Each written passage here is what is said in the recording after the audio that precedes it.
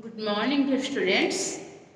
Last class we studied about Le-Chatelier's principle, and that means what is the effect of temperature, pressure, and concentration on equilibrium.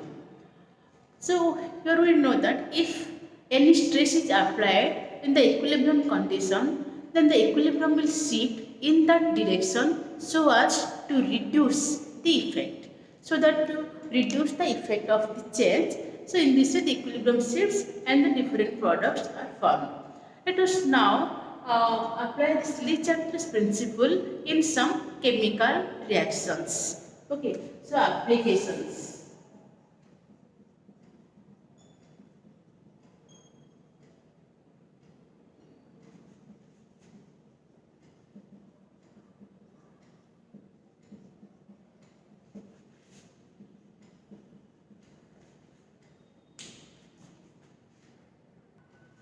So first come to synthesis of ammonia by Haber's process.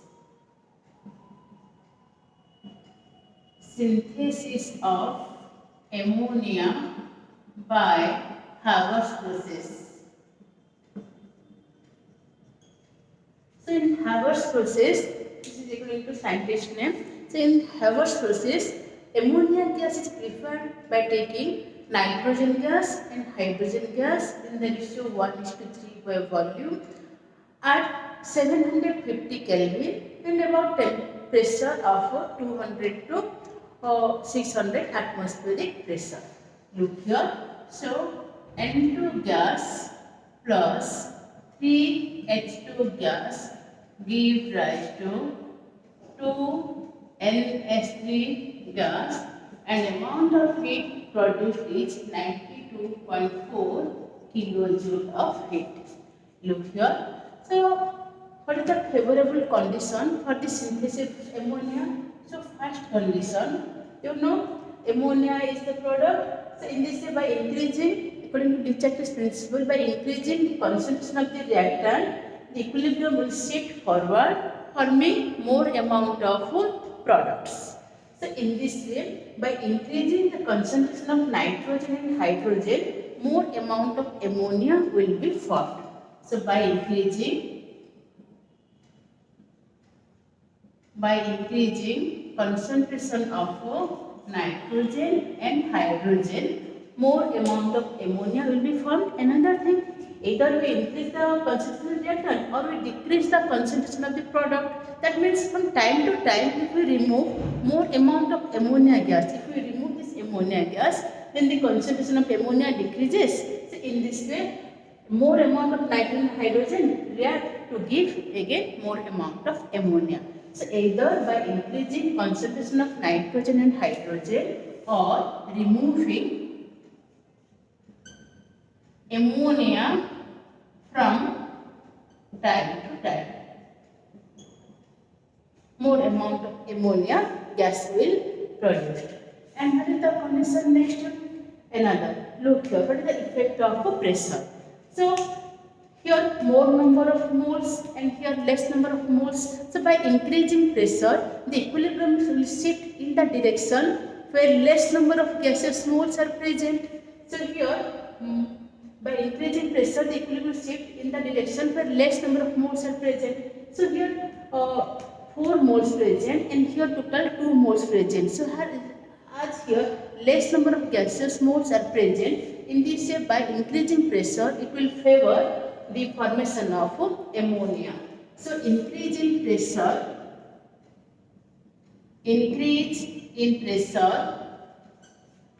favor formation of ammonia. And another condition, look here, this is exothermic in nature. As this is exothermic in nature, so heat is produced. So this is exothermic in forward direction and endothermic in backward direction. So if we increase the pressure, so if we increase the temperature, then what happens? If we increase the temperature, the equilibrium will shift backward, that is towards endothermic, and decomposition of ammonia takes place. Nitrogen and hydrogen will be produced. But if you decrease the temperature, then more amount of ammonia will be formed. But here optimum temperature is required at which the reaction of this nitrogen and hydrogen starts. In this way the optimum temperature is taken as 750 Kelvin. So by decreasing temperature, by decreasing temperature, more amount of ammonia will be formed. Clear? Now let us consider some other examples for this. Another, how sulfur trioxide is prepared in Haber's process, in contact process. So in contact process, sulfur trioxide is prepared from sulfur dioxide and oxygen. This is in gaseous form. Gaseous form give rise to 2SO3 also in gaseous form, and here 189.4 kilojoule of heat is produced. So what is the effect of concentration? By increasing concentration of sulfur dioxide and oxygen, more amount of sulfur trioxide will be formed. And here another thing, more amount of sulfur trioxide will be formed.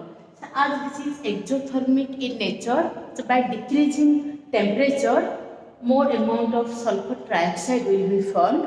Similarly, here more number of moles, 3 number of moles are present, and here 2 number of moles are present. As less number of moles are present, so the formation of sulfur trioxide, if you increase pressure, then more amount of sulfur trioxide will be formed. And if you decrease the pressure, then sulfur dioxide and oxygen will be produced. Okay. Similarly, let us consider another example. Look here. Suppose given H2 gas plus I2 gas give rise to 2HI gas. And here also del H value is negative. So del H negative, that means what? By increasing concentration of hydrogen and iodine, more amount of HI will be produced. Similarly, by increasing the concentration of HI, more amount of H2 and I2 will be formed. By increasing concentration of hydrogen and iodine or decreasing concentration of HI, more amount of HI will be formed. And if we increase the concentration of HI, then hydrogen iodide, then it will decompose to give H2 and I2. Similarly, as this is exothermic in nature, by decreasing temperature, the equilibrium will shift forward, forming more amount of HI. And if the temperature is increased, then the equilibrium will shift backward, forming the more amount of H2 and I2, or dissociation of HI takes place. Next, come to another example, that is N2 gas plus O2 gas give rise to 2NO gas, and here del H value is plus 180 kilojoule of heat. So in this case, what happens? So N2 and O2 give rise to 2. So what is the favorable condition for the formation of NO? For the favorable condition for the formation of NO is that by increasing the concentration of nitrogen and oxygen, it will form more amount of nitric oxide. NO, it will form more amount of nitric oxide. And again, so as this is endothermic in nature, so as this reaction is endothermic in forward and exothermic in backward, so in this way, by increasing temperature, more amount of NO will be formed. Similarly, as number of moles of the reactant is equal to number of moles of the product, in this way pressure change has no effect on the equilibrium. Okay, so these are some applications of industrial applications of Le Chatelier's principle, and it is also applicable to some physical processes. For example, look here, this is your melting of ice. So ice, that is melting of ice. Look here, so H2O, this is solid and converted to H2O at liquid. So at 0 degree Celsius. So at 0 degree Celsius, both solid and liquid, water and ice and liquid form both coexist. So in this way, equilibrium is achieved in this condition. But at 0 degree Celsius, between liquid and water and solid ice, which has higher volume. You know, ice floats on water because ice has less density and more volume than that of water. So in this way, it has a higher volume. It has higher volume and it has lower volume at 0 degree Celsius. In this way, by increasing pressure, the equilibrium shifts towards less number of gaseous moles or less volume. It increased to less number of gaseous moles means less volume. So this it moves towards the less volume. So if you increase pressure, then the equilibrium will shift right and the melting of ice takes place. Okay, so melting of ice takes place at high pressure or if pressure increases. If pressure increases. So application of Lichards principle, synthesis of ammonia by Haber's process. In the synthesis of ammonia by Haber's process from nitrogen and hydrogen, the equilibrium may be represented as N2 3s2 2s3 92.4. So effect of concentration by increasing the concentration of nitrogen and hydrogen. So our aim is how to produce more amount of ammonia. So to increase the concentration of nitrogen and hydrogen or decrease the concentration of ammonia, then more amount of ammonia will be formed. Similarly, effect of temperature, as this is exothermic in nature, by decreasing the temperature, it will form more amount of ammonia because this forward reaction is exothermic in nature. So by decreasing temperature, the equilibrium shift towards exothermic. And effect of pressure, there is by increasing pressure, the equilibrium shift towards right. That is forming more amount of ammonia. So by increasing pressure, decreasing temperature, and increasing concentration of nitrogen and hydrogen, it will form more amount of ammonia. And here I want to say another thing. So in this case, generally iron is used as catalyst and finely divided iron, that is in powder form, iron is used as catalyst and molybdenum is used as promoter. Okay, so note down this. Look here for some other examples. Formation of sulfur trioxide.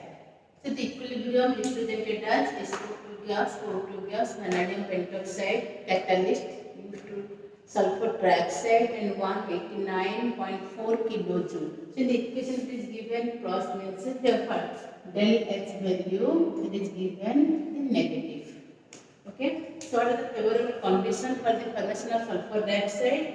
So as for this forward reaction, the concentration of the backward reagent should be more. So by increasing the concentration of SO2 and O2, as less number of moles are there, by decrease in temperature, so by increase in pressure, and this is exothermic in nature, by decrease in temperature. Similarly, formation of hydrogen iodide from H2 and I2. So H2, this is the equilibrium presentation, and here del H value is also negative. This is exothermic nature in forward direction and backward direction. This one is endothermic nature. Favorable condition for the formation of HI. So increase in the concentration of H2 and I2, decrease in temperature as it is exothermic, and pressure change has no effect on equilibrium because del Ng is equal to 0. Here del Ng is equal to 0. In this way pressure change has no effect. Formation of NO from N2 and I2, equation is represented like this. Favorable condition for the formation of NO are by increasing the concentration of N2 and O2 by increasing concentration of N2 and O2 by increasing, this is O2, N2 gas and O2 gas, by increasing concentration of N2 and O2 by increasing temperature because this is endothermic in nature. So del H value here negative. Okay. And pressure change has no effect as the number of moles of the reactant is equal to number of moles of the product, no change in the volume. So in this way, no change in number of moles or volume. So in this way, the favorable condition for the formation of NO. If the question is reversed decomposition of NO, then you can find down what are the conditions. Similarly, it is given the decomposition of HI. So the favorable condition for the decomposition of HI, that should be the increase in the concentration of HI and decrease in concentration. Okay, decrease in concentration of these two or increase in concentration of HI and increase in temperature and pressure change has also no effect. So what is your question? According to question, you can answer. Next, apply Lichter's principle to some physical processes like melting of ice. So water solid is converted to water liquid. It absorbs by absorbing 6 kilojoule of heat at 0 degree Celsius. In this is exothermic in forward and endothermic in backward. So this is endothermic in forward and exothermic in backward. So this side endothermic and this side exothermic in nature. So this is endothermic in nature. So increasing temperature, equilibrium shifts forward, forming more amount of water liquid. Similarly, for the same mass at 0 degree Celsius, water solid has more volume than that of liquid, and by increasing pressure, equilibrium shift towards less volume. So by increasing pressure, equilibrium shift towards less volume. So in this way, by increasing pressure, more amount of water liquid will be formed, and by increasing temperature, more amount of water will be formed. So water has less volume than ice at 0 degree Celsius. Similarly, evaporation of water, H2O liquid to H2O gas. This is also endothermic in forward direction and exothermic in backward direction. So in this way, by increasing temperature, the more evaporation takes place. And if we increase the pressure, then the equilibrium shift towards less number of moles. So the equilibrium shift towards left, so more amount of water liquid will form. But for the evaporation, we should require hence by decreasing pressure,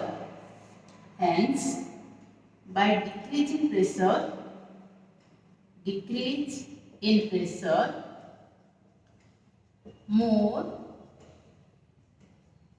water gas will be formed.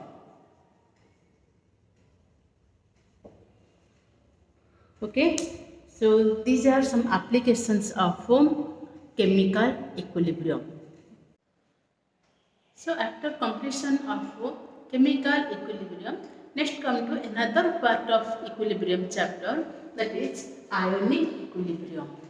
So what is ionic equilibrium? So when equilibrium established in ionic species, that is on ionized particles and the corresponding ions, then that is called ionic equilibrium. So you know there are some substances, they undergo ionization. So like when sodium chloride dissolves in water, it forms Na plus Cl minus. So already these are in ionic form. There are some substances that are already in ionization form and they dissociates. So when the equilibrium is established between these undissociated ions and the dissociated ions, then that is known as the ionic equilibrium. So generally ionic equilibrium takes place in case of weak electrolytes. So now here another term comes that is known as electrolyte. So what is an electrolyte? So electrolyte is a substance through which electricity can pass either in molten state or in aqueous solution. Look here, suppose we take the example of hydrochloric acid, sulfuric acid and salts like sodium chloride, potassium chloride, and when we take some examples of salts, some bases like ammonium hydroxide, sodium hydroxide. So these bases, these salts and these acids, when they dissolve in water, they undergo dissociation to form their corresponding ions. It gives H plus and Cl minus, it gives H plus and SO4 2 minus. It gives Na plus Cl minus. Potassium chloride gives K plus Cl minus. Ammonium chloride gives NH4 plus OH minus. Sodium hydroxide gives Na plus OH minus in their aqueous solution. But if you take the examples of glucose like C6H12O6, urea, NH2, Cu, NH2, so these compounds do not undergo ionization or do not undergo dissociation in aqueous solution or on heating. So these are known as non-electrolytes. These are known as non-electrolytes and these are known as electrolytes. So these are known as electrolytes.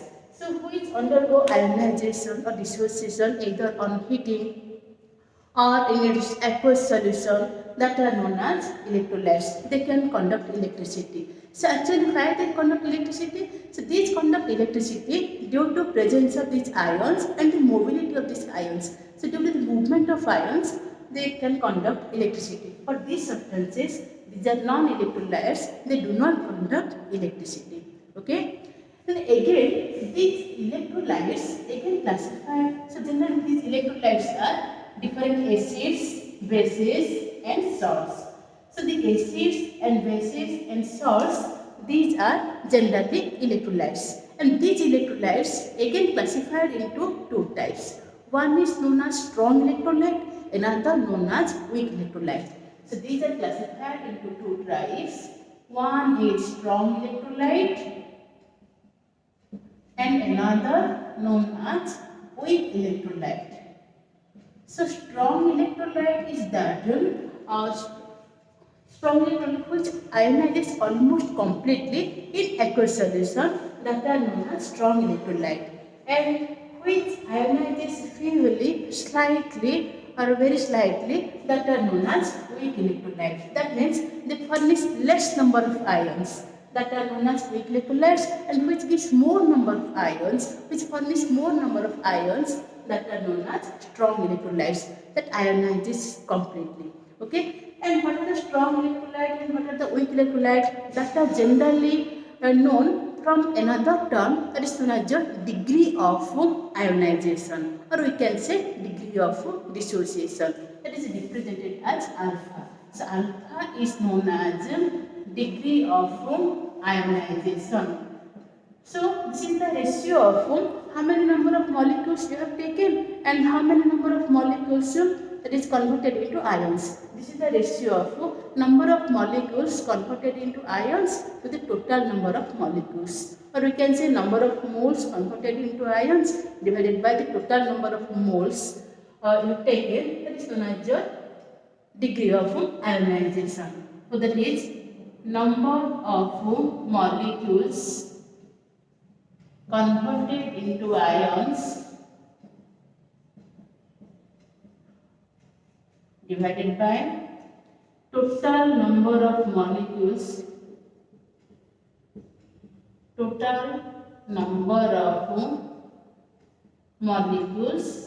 taken. So for strong electrolyte, this is almost equal to, for strong electrolytes, this alpha is almost equal to 1, because how much amount of you have taken, that will convert it totally into ions. Suppose you take the sodium chloride, if you take 1 mole of sodium chloride in water, then almost it is completely ionized to give this 1 mole of Na plus ion and 1 mole of Cl minus ion. So some strong, so these are known as strong electrolytes. Examples are maximum salts and some strong acids and some strong bases. Okay. Next, so strong electrolyte. Some examples, that is sodium chloride, hydrochloric acid, and we can say nitric acid, and bases like sodium hydroxide. So for this is nearly equal to 1. And for weak electrolytes, so the number of molecules converted into ions or splits into ions, converted, or we can say splits into ions, number of molecules present, that is less number, very less number of molecules are converted. So less number divided by large number, in this way its value is always less than 1. So for weak electrolyte, this alpha is generally less than 1. So this is generally less than 1. So what is the strong electrolyte? What is a weak electrolyte? That is generally determined from this alpha, that is degree of dissociation. Okay, so first note down these points. Next we will go some extra point. So ionic equilibrium, electrolytes, the substance which can conduct electricity either in molten state or in aqueous solution is known as electrolyte. And electrolyte can conduct electricity due to the movement of ions or presence of ions. So electrolytes are of two types depending upon the capacity to furnish ion, that is strong electrolyte and weak electrolyte. So strong electrolyte, it is the electrolyte which ionizes almost completely in aqueous solution or in any polar solvent, is known as strong electrolyte. And weak electrolyte which ionizes slightly in aqueous solution is known as weak electrolyte. So acetic acid, formic acid, generally all organic acids are weak electrolytes. And bases like organic bases, land bases like ammonium hydroxide, these are weak bases. Okay, and salts are generally all salts are, these are strong electrolytes. Okay, so these electrolytes again depends on the strength of these electrolytes. Again, it depends on the strong electrolytes and weak electrolytes. So the strength of these electrolytes, that also we can determine from its degree of ionization. Okay, so first note down these points.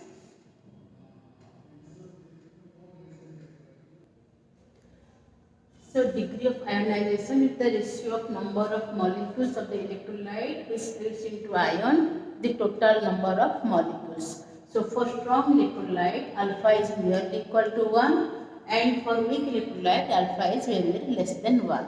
So generally ionic equilibrium is established in weak electrolytes. So for weak electrolyte, there is a law that is known as Oester's dilution law. And where equilibrium is applied to the weak electrolyte, this Oester's dilution law is derived. Okay, so come to Oester's dilution law. Let us study the equilibrium of a weak electrolyte AB. Suppose the weak electrolyte is AB. Let the initial concentration of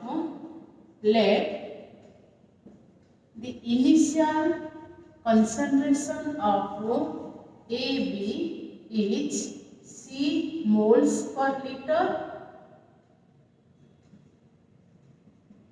C moles per liter, and at equilibrium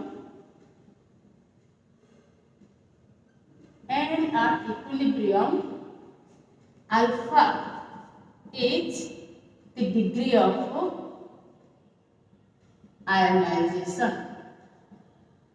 Okay, so where it is equilibrium means AB gives rise to A plus B minus.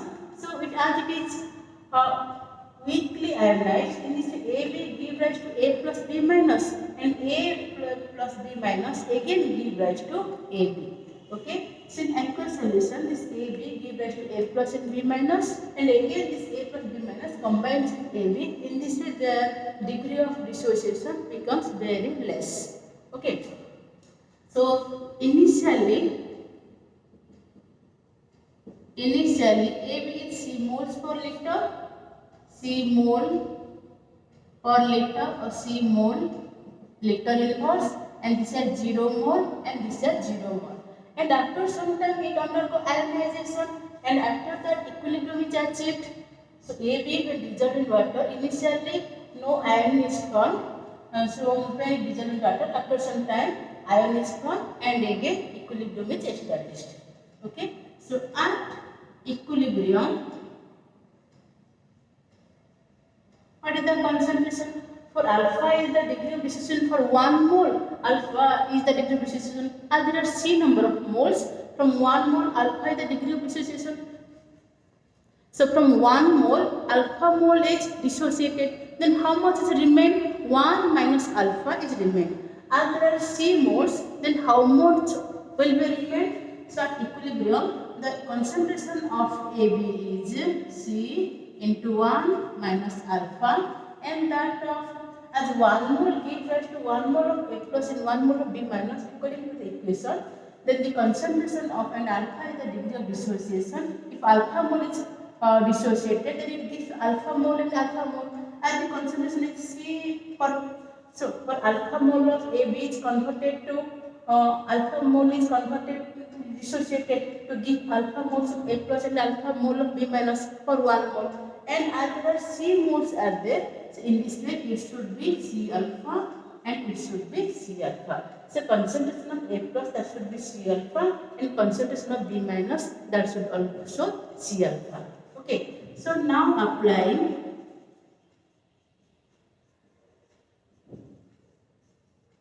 law of chemical equilibrium. What we get? Look here, if you apply law of chemical equilibrium to it, so what we get? What is the value of K? Equilibrium constant K.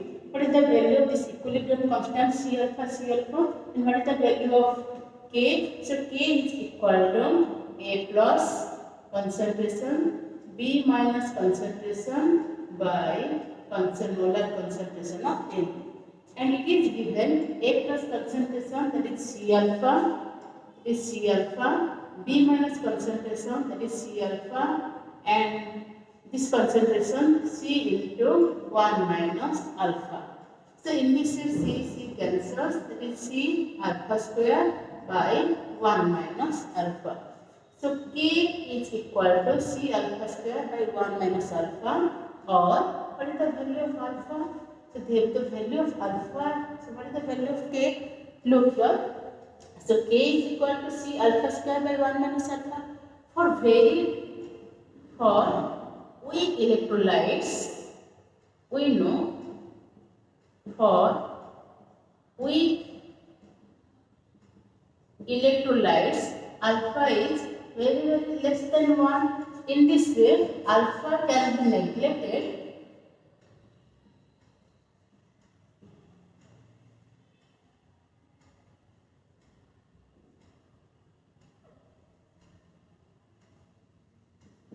Alpha can be neglected from the denominator,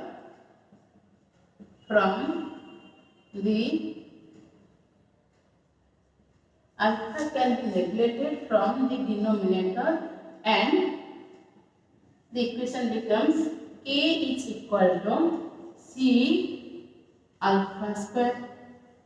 So if alpha is neglected from the given equation 1, and for this given equation 2. So dissociation constant, where K is called dissociation constant or ionization constant, that is equal to C alpha square.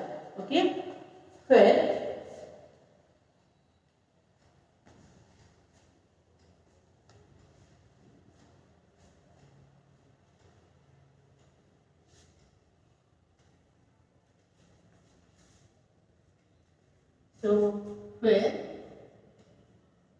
K is dissociation constant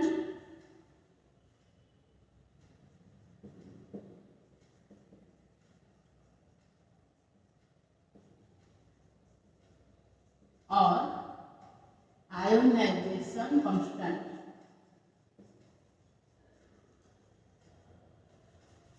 Okay, so where this K is called dissociation constant or ionization constant. So K is equal to C alpha square.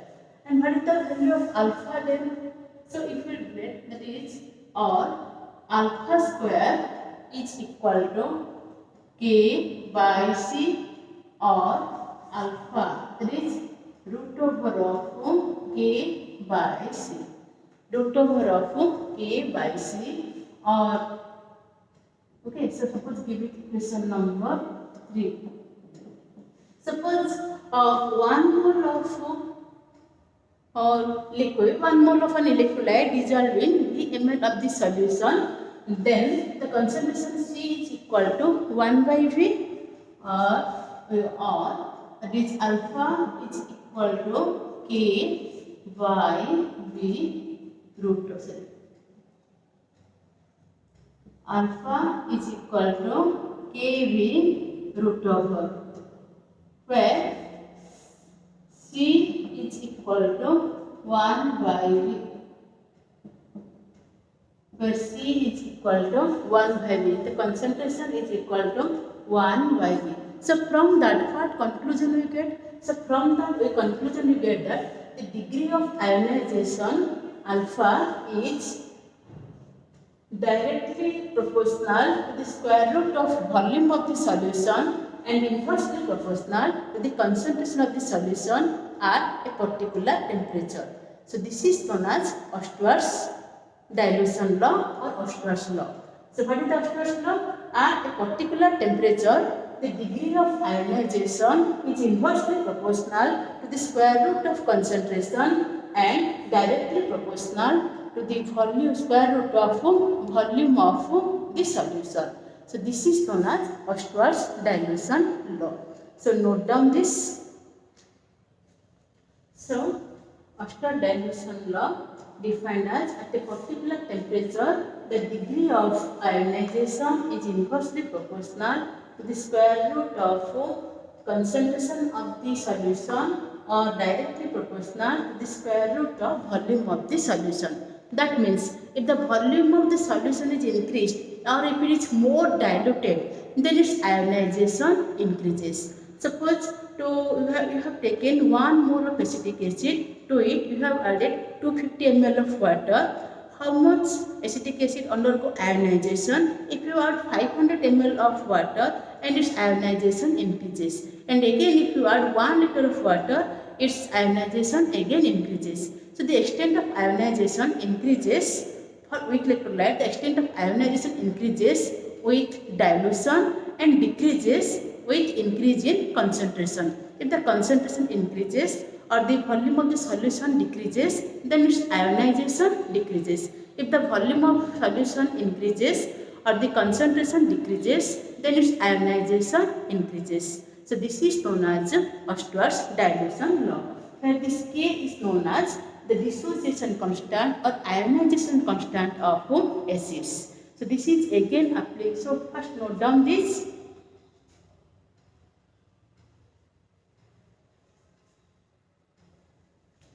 So as it is applicable for weak electrolytes. So weak electrolyte is what? That is an weak acid, or that may be a weak base. So as it is an weak acid, or it is maybe a weak base. So in this dissociation constant, so this alpha value is also applicable for weak acids as well as for weak bases. Suppose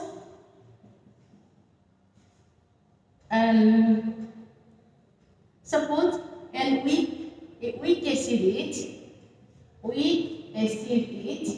HA, then for that we can write alpha is equal to root over of Ka by C. So this K is represented as Ka.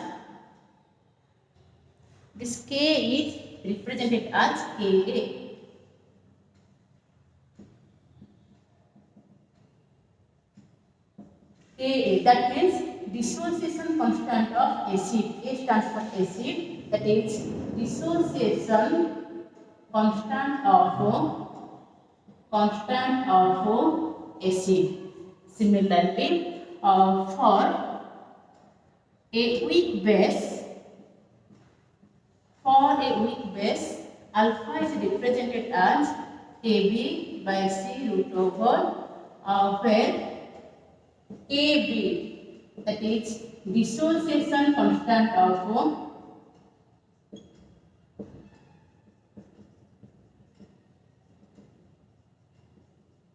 weak base. Okay, so higher the value of Ka, more is the value of alpha. Higher the value of alpha, in this acid strength also increases. Similarly, higher the value of Kb, higher the value of alpha, in this way the basic strength also increases. So the acidic strength and basic strength that also depends on the dissociation constant, that is Ka and Kb. So in this series Ka and Kb determines the acidic strength and basic strength. And we can also compare the acidic strength and basic strength of different acids. Higher the value of Ka, stronger is the acid, or higher the value of Kb, stronger is the base. If we compare between different acids, so higher the value of Ka, stronger is the acid. Okay.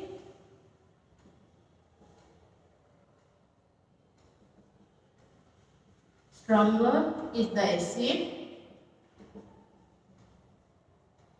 So in this we can determine which acid is a strong acid, which acid is a weak acid is a weak acid, and similarly higher the value of Kb, stronger is the base. So Kb higher means the base is strong, and Ka higher, that means the acid is stronger. This Ka and Kb determines the acid strength and the basic strength. Okay, so for today up to this, next class we should go through some problems regarding Oester's dilution law.